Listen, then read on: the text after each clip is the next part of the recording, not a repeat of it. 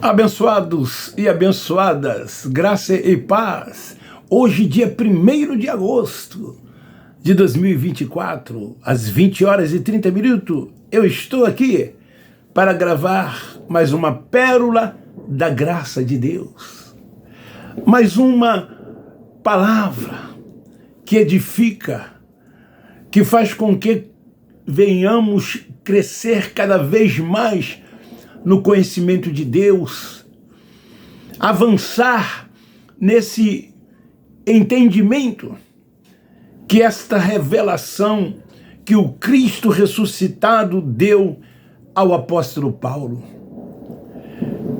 Eu quero agradecer aos novos inscritos, eu quero pedir que você divulgue e compartilhe os meus vídeos. Não esqueça de dar o like, é muito importante o like, para que o YouTube recomende os meus vídeos a outras pessoas. Compartilhe nas suas redes sociais, sejam lá as quais forem. Então, o tema de hoje é: a religião mente quando não ensina a verdade sobre o arrebatamento dos vivos, ditos por Paulo na primeira epístola aos Tessalonicenses, no capítulo 4, a partir do versículo 13. Aqui fala acerca da vinda do Senhor, mas não essa vinda do Senhor é ensinada pelo sistema religioso, que faz com que as pessoas aguardem o arrebatamento, aspas, da igreja e a vinda de Cristo nos ares para encontrá-los. Lá em Tessalônica havia uma preocupação dos irmãos que lá estavam acerca dos que morriam, pois não haviam ainda sido ensinado a eles acerca daqueles que partiam. E então, quando as pessoas perdiam os seus entes queridos, elas ficavam preocupadas porque não sabiam quais seriam os seus destinos. Então Paulo escreve aos irmãos ali dizendo que não queria que eles fossem ignorantes acerca dos que dormiam, mas que eles crescem que Jesus morreu e ressurgiu, e assim também aqueles que dormiam em Jesus, Deus os tornaria a trazer com ele. E isso se deu, isso aconteceu por ocasião da sua morte e da sua ressurreição. Só que os evangélicos, eles futuralizam tudo e jogam todo esse acontecimento que já se deu para séculos e séculos, até que um dia isso venha a acontecer. Pois eu pergunto, que vivos são esses que Paulo disse que seriam arrebatados? Mas a verdade é, isso não passa de mais um engano da religião. Os pais da igreja, Constantino, Calvino e outros, nunca ensinaram acerca desse arrebatamento dos vivos que Paulo pronuncia aqui em 1 Tessalonicenses, capítulo 4. Quantos crentes ficam aguardando e crendo nesse possível arrebatamento? Muitos morreram nessa falsa esperança, nessa expectativa, crendo que um dia isto irá acontecer. Mas tudo isso se deu no ano 70, isso aconteceu quando, por ocasião dito pelo próprio Cristo acerca de todos esses acontecimentos. O que Paulo disse que esperava ao ficarmos vivos, e depois arrebatado, falava ele dos que ficassem vivos até o dia do Senhor. Como está escrito em Apocalipse, capítulo 1, versículo 10. Quando havia chegado o juízo de Deus, naqueles dias se falavam da vinda do Senhor. Naqueles dias falavam-se do juízo que estava próximo. Assim como o próprio Nazaré disse acerca disso, e está registrado em Mateus, livro histórico, capítulo 24, versículo 34. O que o Cristo Nazareno disse? Não passaria aquela geração. Ele estava se dirigindo aos seus ouvintes. Foi naquele aion,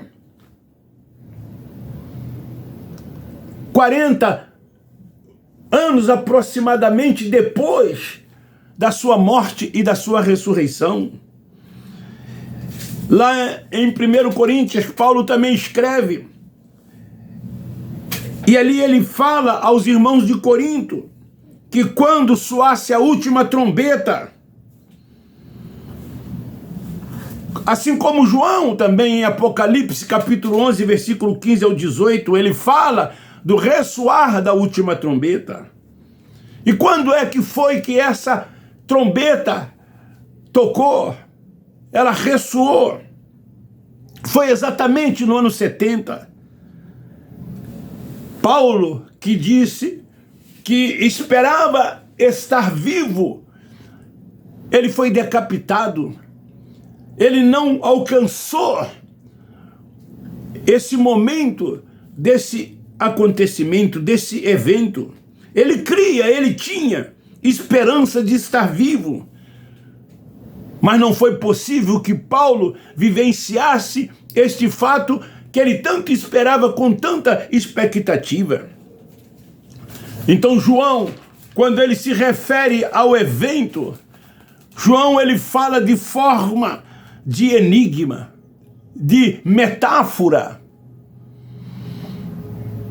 Assim é o livro do Apocalipse, cheios de enigmas, de símbolos, de alegorias, de metáforas, de figuras de linguagem. Foi assim que João escreveu o livro do Apocalipse. E então o sistema religioso, ele pega esses símbolos, essas metáforas, essas figuras de linguagem, aterroriza o povo de Deus, colocando sobre eles medo, colocando sobre eles pavor e terror. Por isso que muitos templos estão cheios e as pessoas para lá se refugiam, porque elas acreditam que estando numa sinagoga desta, arrolada no seu hall de membro, depois de aceitar Jesus como Salvador, se batizar em águas e comer uma vez por mês o pão e tomar o suco de uva, ela escapará desses tão terríveis dias que, segundo eles, estão por vir. Dias este que já ocorreu, dia do Senhor. Já aconteceu esse dia que João, ele relata no livro do Apocalipse. Então, quando João usa dessas metáforas, dessas figuras de linguagem, a fim de que pudesse chegar aos representantes da igreja da Ásia, ele não poderia ser claro, porque os que conduziriam essas cartas, por certo, entenderia a mensagem que João queria passar para as 7 igrejas da Ásia. Mas ele escreveu numa linguagem que os judeus pudessem entender, de acordo com a sua cultura, de acordo com a sua tradição. Os condutores possíveis dessas cartas seriam romanos, que não conhecia com tão profundidade a cultura judaica. E assim então, essas cartas chegariam como chegaram às mãos dos representantes de cada uma das 7 igrejas da Ásia. Então, queridos, esse arrebatamento dito por Paulo era por tudo que diziam que estava por vir, era tudo que dizia que estava para acontecer. Por isso, ele dizia que seria arrebatado. Era disso que ele estava falando. Esse fato, depois do ano 70, se tornou escatologia consumada. Não futurística, mas fatos que já ocorreram, fatos que já aconteceram. Assim como todas as profecias bíblicas, elas se cumpriram. Não há mais nada a se cumprir. Por isso que a Bíblia deixou de ser um livro profético. Isso contraria muito os religiosos, principalmente os evangélicos, e passou a ser um livro histórico.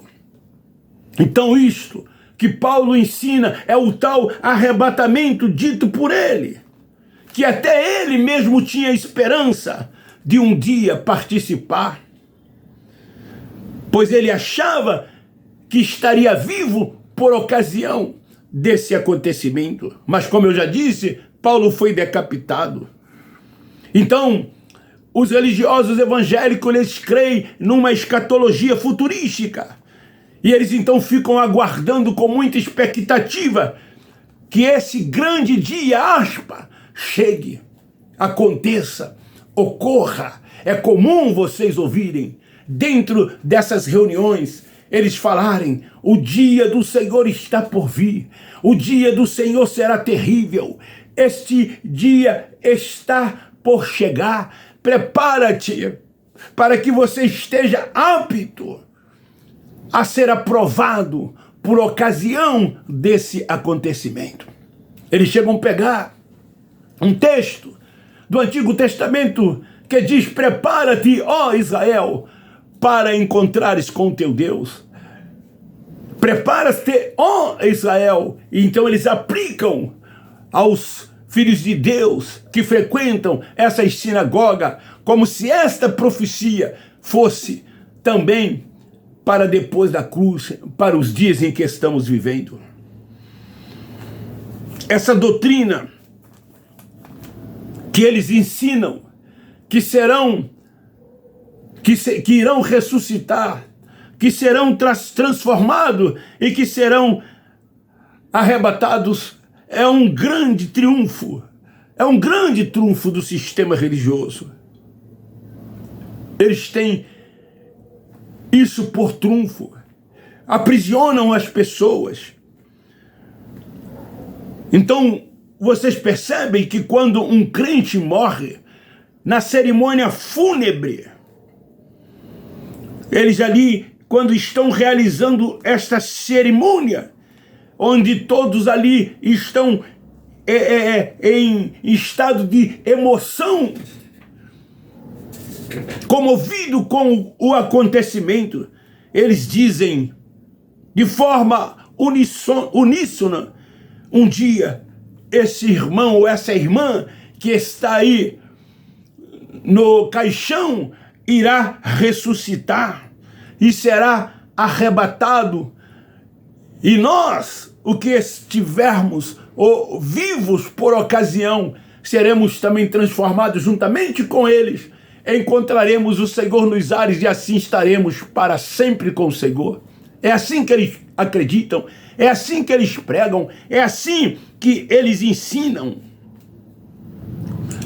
Quando na verdade, esse corpo que está ali descerá ao inferno, descerá à parte mais baixa da terra, descerá à sepultura, porque de lá veio e para lá voltará.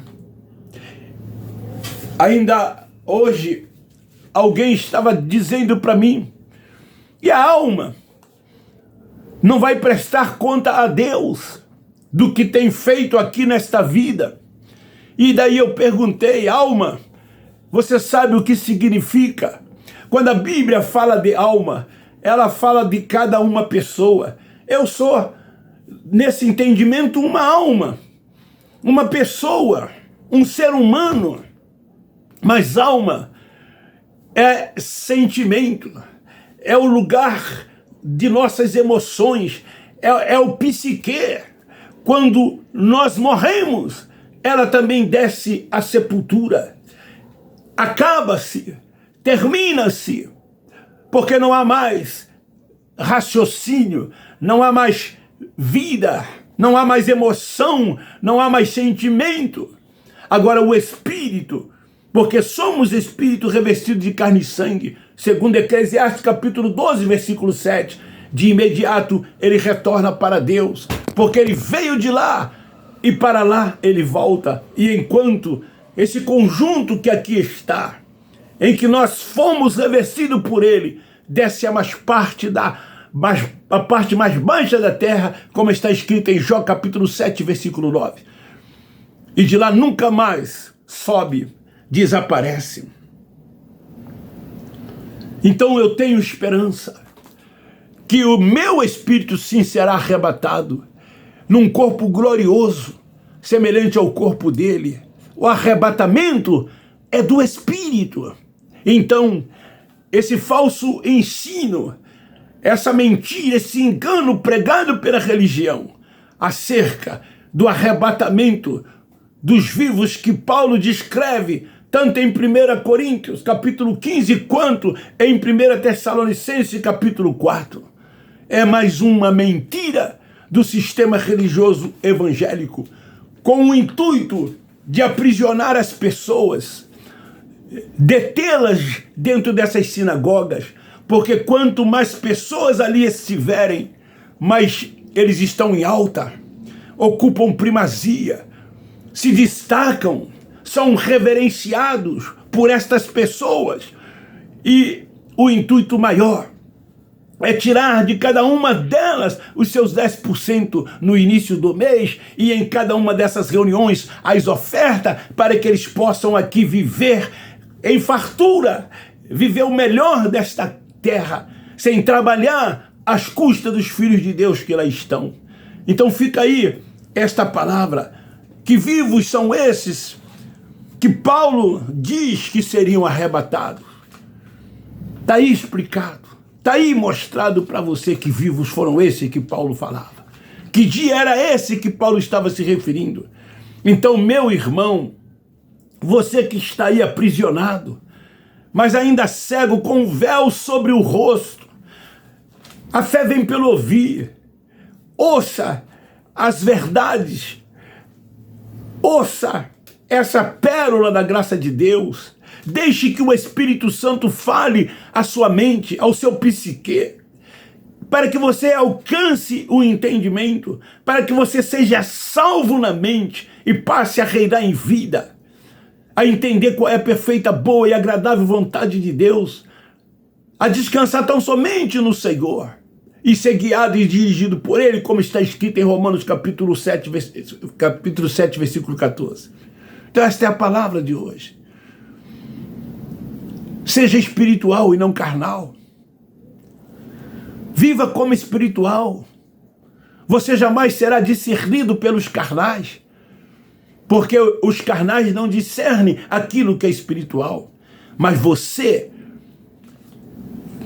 que tem a mente ativada, você vive como espiritual, voltado para esse mundo de Deus, buscando as coisas do alto, as coisas de cima, e não as coisas desta vida. Como Paulo recomenda, não busquei as coisas desta vida, mas buscai as coisas do alto, as coisas de cima.